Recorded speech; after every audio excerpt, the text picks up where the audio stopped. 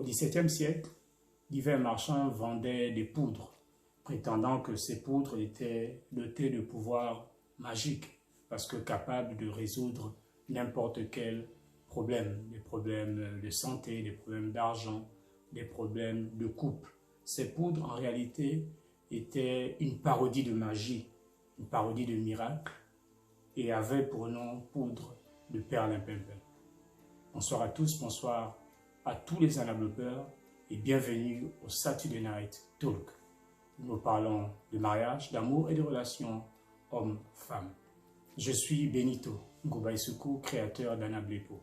Que vous soyez célibataire, que vous soyez en concubinage, marié, veuf, veuve divorcée, les paroles, les enseignements, les conseils du Saturday Night Talk vous sont destinés sans exception. Le titre de notre Saturday Night Talk de ce soir est donc la poudre de perlimpinpin du mariage. La poudre de perlimpinpin du mariage. Par définition, la poudre de perlimpinpin, c'est un remède supposé extraordinaire, mais aux vertus totalement imaginaires. La poudre de perlimpinpin, c'est une solution qu'on vous présente comme miraculeuse, mais qui ne sert strictement à rien. La poudre de perlimpinpin, c'est cette poudre qui, paraît-il, est dotée de vertus merveilleuses, mais en réalité, c'est un médicament inefficace. La poudre de perlimpinpin, c'est cette chose qui, contrairement à ce qui est annoncé, avancé, est une chose sans valeur. Les anglophones utilisent l'expression snake oil, littéralement huile de serpent. Quelque chose qui aura, au contraire, un effet inverse de ce qui était pourtant annoncé, de ce qui était pourtant attendu ou espéré. Aujourd'hui, de telles poudres ne rencontrent plus beaucoup de succès, comme jadis, sauf auprès de quelques personnes crédules. Dans la crise actuelle, par exemple, certains ont bu, certains ont mangé un équivalent de poudre de perlimpinpin qui, pensaient-ils, les protégerait ou les guérirait du COVID-19. Mais je crois qu'il existe aujourd'hui une forme de poudre de perlimpinpin vendue ou donnée, non pas par des bonimenteurs ou des charlatans comme par le passé, mais donnée par des personnes de bonne volonté qui ignorent que leurs paroles, qui ignorent que leurs enseignements, leur philosophie sur le mariage sont de la poudre de perlimpinpin, sont de la poudre dans les oreilles, de la fumée dans les yeux et le sable dans la bouche de ces célibataires, de ces mariés qui les écoutent et qui les lisent. Ce soir, je veux parler de certains remèdes, de certains conseils, de certaines pratiques qui ont pour objectif d'apporter un plus dans le mariage ou de traverser victorieusement une crise, mais sauf que ce sont de faux remèdes, ce sont en réalité des poudres de perlimpinpin dans le mariage. Pourquoi ce sont de faux remèdes? Ce sont de faux remèdes pour deux raisons. Premièrement, ils ne marchent pas comme ils sont censés marcher. Deuxièmement, ces remèdes, ces conseils s'opposent à la parole de Dieu. Premièrement donc, lorsque une chose vous est conseillée, lorsqu'un remède est soi-disant miraculeux, mais qu'en réalité il est inefficace, il ne marche pas, c'est de la poudre de perlimpinpin. Beaucoup de choses sont dites, écrites, véhiculées sur le mariage. Beaucoup promettent le 7e ciel aux mariés, mais en pratiquant ces choses, c'est le 7e sous-sol de l'enfer que vivent les mariés. C'est de la poudre de perlimpinpin. Ces remèdes sont supposés apporter la joie au couple, mais en réalité, c'est de la tristesse qu'ils apportent. Ces remèdes ont la réputation, la fausse réputation de donner la paix au foyer, mais c'est anxiété dans le foyer, c'est peur au milieu des enfants. De tels remèdes sont de la poudre de perlimpinpin dans le mariage. Deuxièmement, si les choses que vous écoutez, si les choses que vous lisez pour améliorer votre mariage s'opposent à ce que la Bible dit, s'opposent à ce que Dieu dit, alors ces choses sont fausses, car la Bible est la vérité et ce qui est contraire à la vérité est faux. Ce sont des poudres de perlimpinpin. Peu importe leur degré d'efficacité apparente, ces remèdes, ces conseils que l'on vous donne pour améliorer votre couple, si elles sont opposées aux principes, aux valeurs, à la foi de Dieu, alors, même si cela produise des miracles au début, ces miracles sont de faux miracles parce qu'ils s'opposent à la parole de Dieu. Il y a 3 jours, j'ai partagé sur la page Facebook Anna Blépo 2 histoires que j'ai imaginées pour les couples et pour les célibataires. 2 histoires de fiction que j'ai tirées de l'histoire réelle de Job. Lorsque Satan défie Dieu sur l'authenticité, sur l'intégrité de Job. Et je crois qu'aujourd'hui, on peut imaginer que ce type de dialogue existe aujourd'hui parce que le diable challenge la fidélité, la sainteté de certains couples, de certains célibataires. Et pour arriver à ces fins, le diable utilise soit la sagesse des mondes qui ignore les principes de Dieu, soit la chair des hommes dont les désirs s'opposent littéralement, contrairement, sont contraires au désir de Dieu. La seule façon de remédier à leur remède de perlimpinpin, c'est de connaître le remède de Dieu contenu dans la parole de Dieu. Alors on va parler de quelques remèdes et montrer que ces pratiques, ces remèdes, ces conseils sont de la poudre de perlimpin, soit parce qu'ils sont faux, soit parce qu'ils ne marchent pas. Alors, poudre de perlimpinpin 1, cette poudre, elle est utilisée, pratiquée, elle est conseillée à la fois pour les époux et les épouses. Que dit ce remède? Que dit cette poudre? Rendez votre conjoint jaloux. Ils disent que lorsque le conjoint aura l'impression qu'il risque de vous perdre, alors il va davantage agir pour vous reconquérir, il va davantage agir pour ne plus vous négliger. Par exemple, une épouse va se dire « je vais prendre contact avec mon ex » et cela va rendre jaloux mon époux et ainsi il va davantage s'occuper de moi, il va davantage prendre soin de moi. Un homme dira je vais accepter que la meilleure amie de mon épouse m'appelle tous les soirs après 23 heures et mon épouse va ainsi arrêter de passer l'essentiel de son temps libre sur Instagram et sur Pinterest et elle va davantage se tourner vers moi. Ça, c'est ce qu'on conseille à certains. L'objectif de reconquérir le cœur de son conjoint est louable, mais les moyens d'y parvenir, ce moyen-là n'est pas louable. La jalousie n'est pas un moyen louable, n'est pas un moyen fiable pour reconquérir le cœur de son conjoint. La jalousie, au sujet de la jalousie, la Bible dit que lorsque la jalousie est excitée chez quelqu'un, alors l'irritation n'est pas très loin. Chaque fois que vous provoquez, vous excitez la jalousie de votre conjoint, l'irritation de votre conjoint n'est pas très loin. Deutéronome 32, 16 et Psaume 78, 58.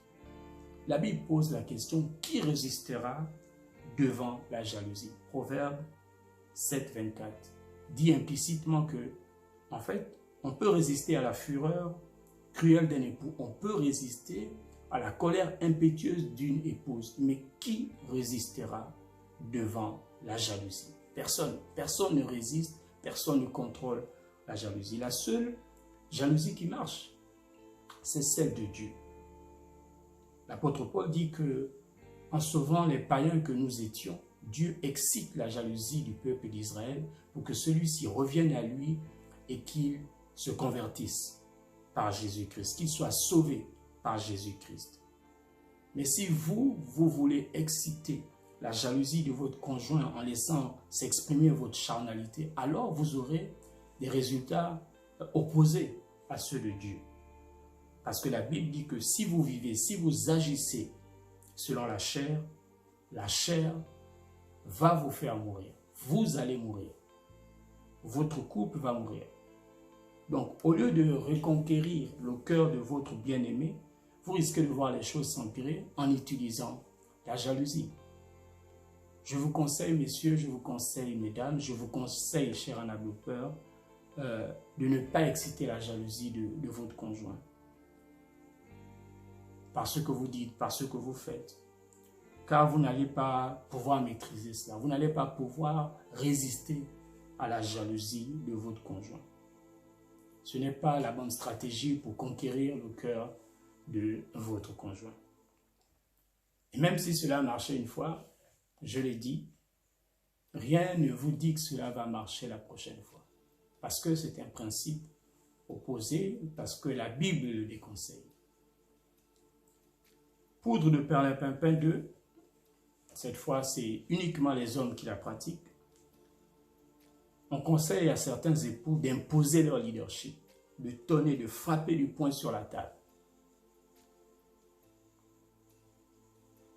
Pour imposer leur leadership, on leur dit il faut frapper du poing sur la table. En fait, pas pour imposer, mais pour que leur leadership soit accepté, il faut l'imposer par la force donc. S'il est vrai d'après Ephésiens 5, 23 que l'homme a le leadership de position dans le couple, il est aussi vrai que beaucoup d'époux n'ont pas saisi le leadership selon Dieu. N'ont pas saisi ce qu'est le leadership selon Dieu. Le leadership ou l'influence selon Dieu consiste pour un époux à influencer, à changer, à mentorer, à aider, à prendre soin de son épouse pour qu'elle vive non pas selon ses standards masculins, mais selon les standards de Dieu. Votre épouse vit selon les standards de Dieu. Son leadership, votre leadership, messieurs, doit amener votre femme à devenir une femme selon Dieu. Pas une femme selon vos critères, mais une femme selon Dieu, c'est-à-dire spirituelle, épanouie, accomplie, vertueuse, etc. Et donc, pour arriver à cet objectif divin, chaque époux doit utiliser les procédés de Dieu. Pour que votre épouse ressemble au modèle de Dieu, vous devez vous y prendre comme Dieu s'y prend avec son épouse, l'Église. Il y a 3 axes majeurs en ce qui concerne le leadership et comment l'exercer, notamment dans votre couple. Le caractère, l'efficacité et le travail d'équipe. Votre caractère, c'est un axe majeur. Le deuxième axe majeur, c'est votre efficacité en tant qu'époux et votre partenariat avec votre épouse. Je veux uniquement m'arrêter sur le caractère. Si votre caractère est colérique, tyrannique, autoritaire, vous n'allez pas avoir une épouse aimante et soumise. Non, non. Le leadership dictatorial ne produit que des femmes craintives et obéissantes. Elles sont obéissantes, mais leur cœur n'est pas soumis à leur mari. Je veux rajouter ceci. Il y a une différence entre un mâle, M accent circonflexe LE, un homme et un époux. Un mâle, un homme et un époux. Un époux est forcément un homme. Un époux est forcément un homme marié. Mais tous les hommes mariés ne sont pas des époux. De la même manière, un homme est forcément un mâle. Mais tous les mâles ne sont pas des hommes. Je m'explique de façon simple. De manière simplifiée, voici la distinction entre un mâle, un homme et un époux. Dans le mariage, on est dans le cadre du mariage, un mâle est un individu de sexe masculin, c'est l'individu au sexe fécondant. L'accent est mis sur la virilité, sur sa vigueur et sur ses atouts physiques. C'est ça un mâle. Un homme, dans le mariage, un homme, c'est celui qui manifeste sa masculinité au bon sens du terme, notamment son rôle de chef. Un homme, dans le couple, manifeste sa masculinité.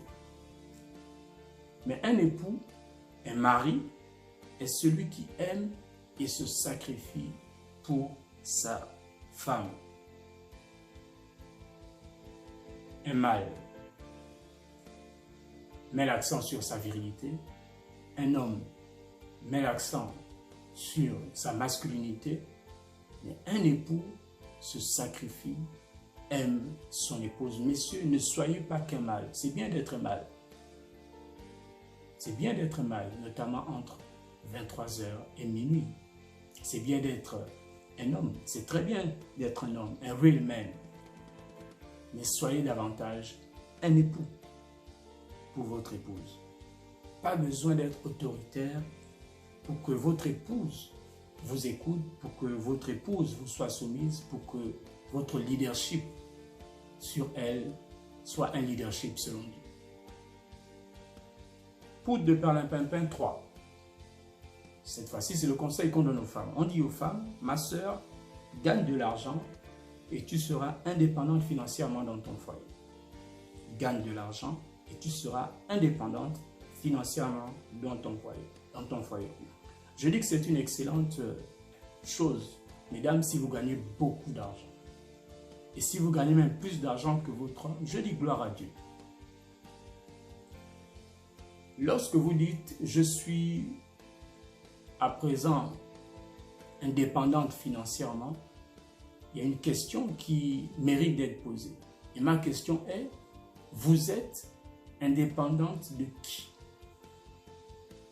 De votre mari? Mais quand on se marie, ce n'est pas pour devenir indépendant de son mari. Non. Dans l'organisation financière de votre foyer, vous pouvez vous accorder et décider que l'argent ou l'essentiel de ce que vous, mesdames, vous gagnez, soit utilisé par vous pour vos propres besoins. C'est une chose. Mais ne dites pas que vous devenez indépendante de votre mari. Et petite précision, mesdames, l'expression « je suis financièrement indépendante » n'est pas appropriée. Cette expression n'est pas appropriée. Pourquoi? Parce que votre source, c'est Dieu. Votre foi est sur Dieu. Dieu est votre source. Vous n'êtes pas indépendante. Vous dépendez de Dieu. Donc, cessez de penser que vous êtes indépendante. Vous dépendez de Dieu. Vous savez, lorsqu'une épouse confesse et revendique sans cesse et devant tout le monde qu'elle est indépendante financièrement de son mari, la prochaine étape pourrait être je n'ai plus besoin de me soumettre à lui. Ouais, parce que je gagne plus que lui. Voici mon conseil pratique. Mesdames, plus vous gagnez d'argent, plus vous gagnez de l'argent, plus vous devez vous soumettre à votre époux.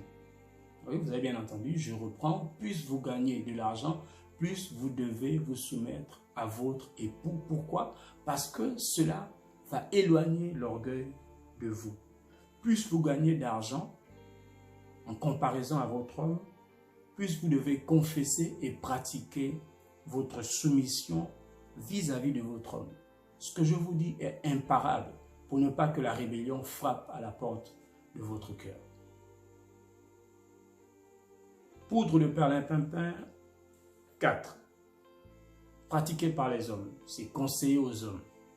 On dit aux hommes que la violence conjugale, qu'elle soit verbale, émotionnelle et physique, doit pouvoir être pratiquée pour régler certains contentieux ou un problème. On donne-lui une petite claque, s'amuse à dire certains. Non. Jésus a dit dans Matthieu 16, 18, « Je bâtirai mon église, je bâtirai mon épouse. » Et je crains que certains époux ont confondu bâtirait et battrait. Bâtirait vient du verbe bâtir, construire, édifier son épouse. Battrait vient du verbe battre, frapper, démolir, déconstruire son épouse, émotionnellement ou physiquement.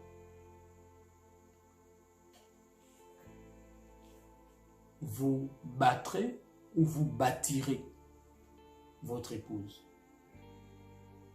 Vous avez quelle traduction de Matthieu 16, 18? Moi, j'ai lu sur 8 secondes. Vous, ce passage, vous l'avez lu sur quelle version, sur quelle traduction? Quelle traduction? Je bâtirai mon église. Est-ce que vous avez lu « Je bâtirai mon église » ? Moi, je l'ai lu sur LSG, c'est lui second. Est-ce que vous l'avez lu sur la version CDP, coup de poing? Je battrai mon épouse. Non, vous devez la bâtir, votre épouse. Ne faites pas ça. Et si vous avez besoin d'aide, contactez mon inbox et Dieu fera sa part. Dieu fera sa part. Pour de Perlimpinpin 5, utilisé et pratiqué par les femmes, c'est le chantage affectif, le chantage sexuel pour obtenir ce qu'elles veulent. C'est le conseil qu'on leur donne. Je ne sais pas qui le leur donne, mais c'est le conseil qu'on leur donne. Qu'est-ce que je dois vous dire, mesdames, chaque fois que vous faites du chantage affectif à votre homme? Chaque fois que vous faites du chantage affectif, notamment entre 23h et minuit, vous faites les deux choses suivantes. Premièrement, vous volez, vous gardez, vous usurpez ce qui ne vous appartient plus, mais qui appartient à votre homme. Le jour où il est devenu votre homme. Votre corps ne vous appartient plus. Deuxièmement, chaque fois que vous faites du chantage affectif à votre homme, vous agissez selon la chair. Et je l'ai dit, ou plutôt la Bible dit, si vous agissez selon la chair, alors vous allez moissonner la mort. Alors cela va vous conduire à moissonner la mort de votre couple. Le chantage affectif n'apporte pas la solution, mais c'est une pollution dans l'atmosphère de votre foyer. Plus de chantage affectif, mesdames. Poudre de perlimpinpin 6, encore une fois pour les époux et pour les épouses. On leur a dit, au moment d'une vive dispute, je préfère sortir et prendre de l'air afin de me changer les idées. Au moment d'une querelle, il vaut mieux sortir et prendre de l'air. Cela ressemble beaucoup à une bonne idée, je crois. Je le vois. Mais cette idée de sortir chaque fois qu'on a une querelle a plus d'écueils, de points négatifs que de bénéfices et de points positifs. Il n'y a pas que les hommes qui le font, mais la plupart du temps, ce sont les hommes qui le font lorsqu'il y a une querelle, selon que Proverbe 27-24 dit « Il vaut mieux habiter sur le toit d'une maison qu'avec une femme querelleuse ». Donc les hommes ont souvent tendance à quitter la maison, à sortir au moment où après une vive dispute. Si vous êtes violent et préférez sortir pour ne pas être tenté ou risquer de violenter votre épouse, oui, alors allez chez un ami. Pas une amie, mais allez chez un ami, messieurs. Allez chez votre pasteur. J'ai envie de vous dire, allez au commissariat de police et dites-leur que vous êtes tenté de démolir votre épouse. Alors, ils vont vous retenir 1 heure ou 2, le temps que ça se calme. Et il en va de même pour vous, mesdames, si la violence se fait voir chez lui, alors partez, sortez de la maison et fuyez. Mais que ce soit vous, messieurs, et vous, mesdames, la plupart du temps, ce n'est pas la meilleure des choses à faire lorsque une querelle éclate.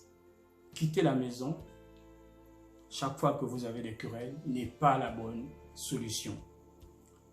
3 choses. Lorsque vous le faites, vous et votre couple êtes en danger. En fait, vous n'êtes plus en sécurité parce que vous êtes plus en sécurité dans votre maison qu'à l'extérieur de votre maison. Parfois, la sécurité vaut mieux que la paix. Il n'y a peut-être pas la paix à la maison, mais il y a au moins la sécurité. Deuxième chose, les pensées, les suggestions du diable au moment où vous sortez, à ce moment, vont être incessantes et pourraient un jour ou l'autre conduire à la faute celui ou celle qui a quitté la maison. Troisièmement, il vaut mieux rester à la maison. Et pour éviter que cette vive dispute éclate, je vais vous donner non pas 2 poudres de perlimpinpin, mais 2 conseils qui marchent. Premier conseil, premièrement, accordez-vous dès maintenant, dès aujourd'hui, accordez-vous avec votre conjoint et engagez-vous à ne pas franchir cette ligne jaune qu'est la querelle, la vive dispute la dispute violente.